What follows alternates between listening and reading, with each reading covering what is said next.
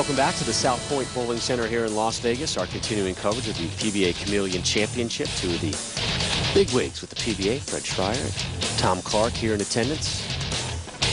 Taking this one in, and just near them, Chris Barnes, who's set to take the lanes as we take a look at our updated stepladder graphic. Sean Rash, a 25-pin victory over Osku Palermo up next for him. Former Player of the Year and former Rookie of the Year, Chris Barnes, and Kimberly standing by with Chris.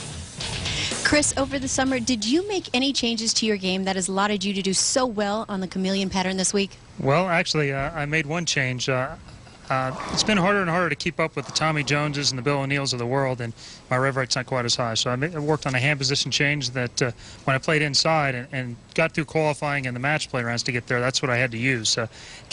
Came out to be a pretty good thing, but today I'm probably not going to use that. I'm going to stay to the right, throw an outburst pretty close to the gutter. All right. Well, good luck to you. Thank you.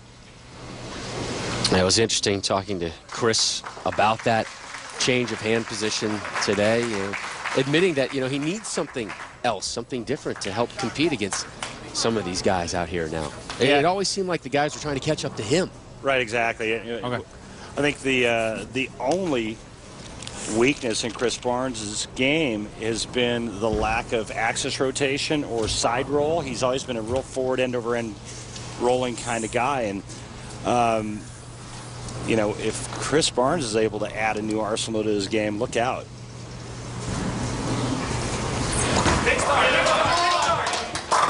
Start strong. Sean looks good. He looks in control and looks like he's got his wits about him. Let's see if he's tested what kind of Maple Moxie shows up. The number 3 qualifier owns 12 PBA Tour titles, including 2 majors. Former PBA Player of the Year from Double O, Texas, Chris Barnes. 2 majors, and those 12 titles won, the 05 U.S. Open and the 06 Tournament of Champions.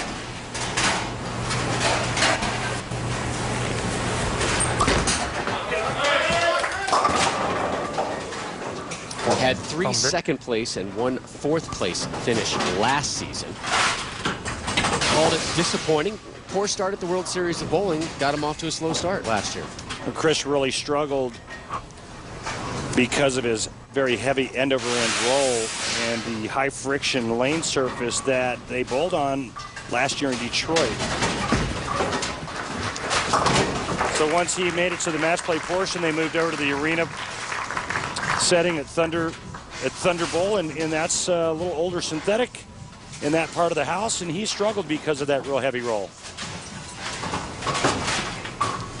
He's not going with pure physics today, no sir, but be prepared for an outburst. Consider myself prepared.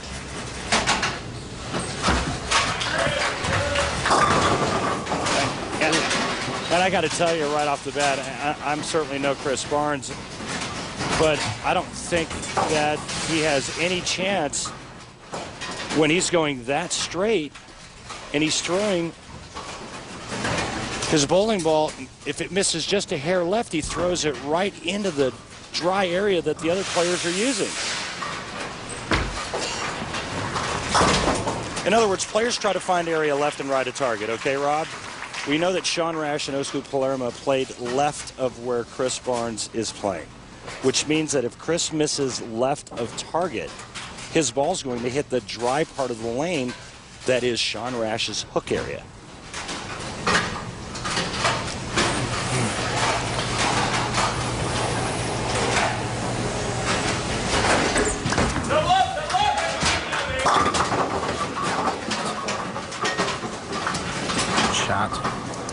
Rash made 3 shows last season, finished 3rd twice and 4th once. His last win on TV came when he won the title match of the 07 USBC Masters.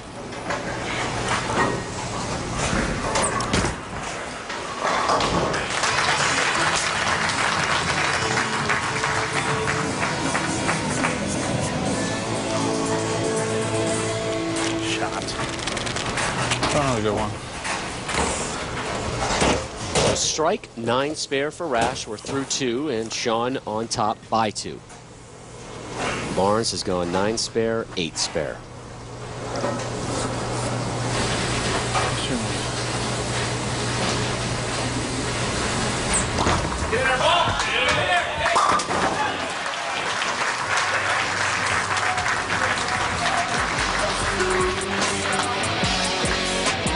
So Rash, strike, spare, strike.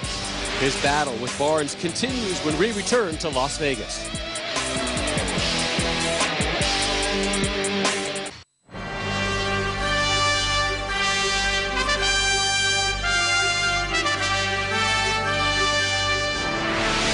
Rob Stone, Randy Peterson, and Kimberly Pressler welcome you back to our continuing coverage of the World Series of Bowling, PBA Chameleon Championship. And Randy, while we were gone, things have gone from bad to worse for Chris Barnes.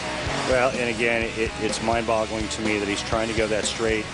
He leaves the big 4. Here comes Sean Rash. Remember last year's World Series of Bowling, how he was missing spares, although I think that's due to a really bad thumb. Chris makes a ball change, flags the head pin from out, and then went to shoot the 1, 2, 4, 7, and whiffed that. Bizarre. Yeah, 22-pin lead for Sean Rash. And it's his right thumb that is bothering him. He came back with a strike after he whiffed on that 10-pin, but kind of the webbing area between the thumb and the finger really torn up and ripped up. And saw a picture of it taken a day or so ago just before the telecast, and I didn't even know what I was looking at. It was that ugly. Yeah, late kick.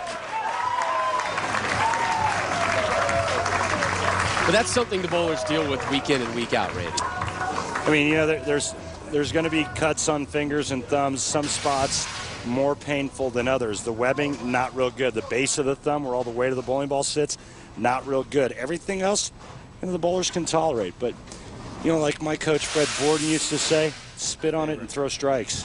Take a tough pill. Sean Rash with his first pair of strikes here in match number 2, seeking his 5th strike of the match. One more shot, come on. He's got it.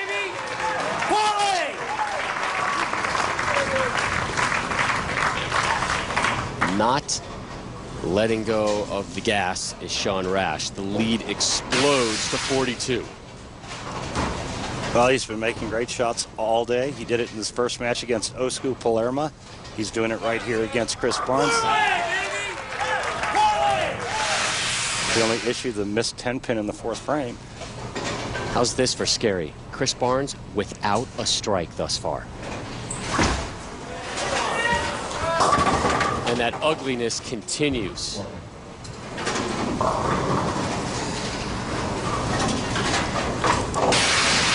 Well, we saw Chris Barnes when he first started. He's trying to play this angle right there. That's no good. Now, through 6 frames, he doesn't have a strike, so he moves in and tries to do that. And that actually looked like it had a better chance. But, you know, the thing he talked about in the interview with Kimberly, in the change of the hand position and trying to create some more side rotation, more revolutions to keep up with the Sean Rashes and the Tommy Joneses and the Wes Malotts and the two-handers like Jason Belmonte and Osku. And that's exactly what got him to this telecast. And yet he abandons it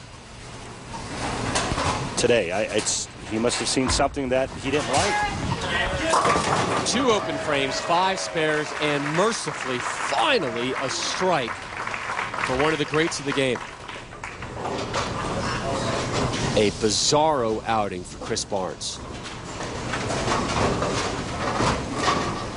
Take a look at the rest of the top 16 this week at the Chameleon Championship. Jason Belmonte finishing 6th. There's Tom Smallwood at 8. Good to see Danny Wiseman back up there. Billy O'Neill, who won last week, at 10. Rash, another strike. Everybody's friend Tony Reyes in 12.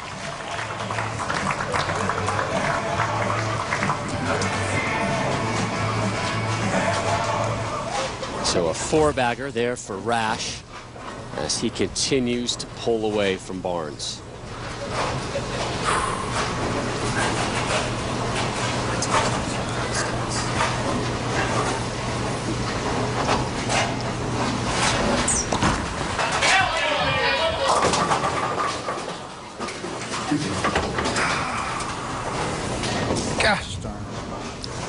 fill frames and give himself a chance. That's kind of the mantra that Sean Rash came in with today and really came into this whole World Series of Bowling, and he's doing just that today. Just one open frame. That came in the fourth when he flagged the 10-pin. And Sean takes care of that one. Sean, we were just talking about the thumb. How is it feeling right now? It's going to feel real good Sunday night. Right now, I don't care. Can't feel it. Reason number 403 why I like Sean Rash. Sounds like he took that tough pill you were talking about. They're good. They're hard to find, but they're good. And 2 in a row for Barnes, but too little, too late. And again, I'd never second guess a great player like Chris Barnes, but you really have to ask yourself, with the inside area of play being so predominant on this Chameleon Championship, why he chose to try to play away from everybody else. And I think I know why. I think he was trying to find, you know, his own niche and just beat everybody out and to the right of everybody else and stay away from the big inside trap, but it just wasn't there today.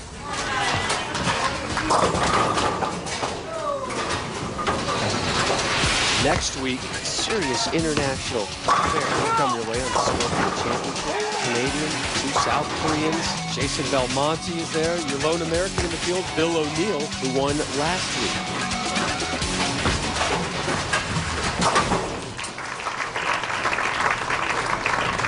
The Scorpion Championship coming your way next Sunday, 1 o'clock right here on ESPN. One of the driving points about the World Series of Bowling, getting that international feel and flavor here. We certainly have had that thus far. Sean Rash has already advanced, and he'll take on Wes Malott. Chris Barnes finishing fairly strong, but what a slow jump out of the gate for Barnes, who closes with a 175. Another strike for Sean Rash, and Rash will move on to take on your 2 seed, Wes Malott. One of those days for Chris Barnes. The top 8 players after 60 games of qualifying in the World Series of Bowling will qualify for the TV finals of the PBA World Championship, which takes place January 14th through the 16th right here at the South Point Bowling Center in Las Vegas. Bill O'Neill, who just happens to be the defending Chameleon Championship, sits on top. Sean Rash, who just moved on with that victory over Chris Barnes, sits in second. And Wes Malott, who's on deck, sits in 8th. This is the World Series of Bowling on ESPN.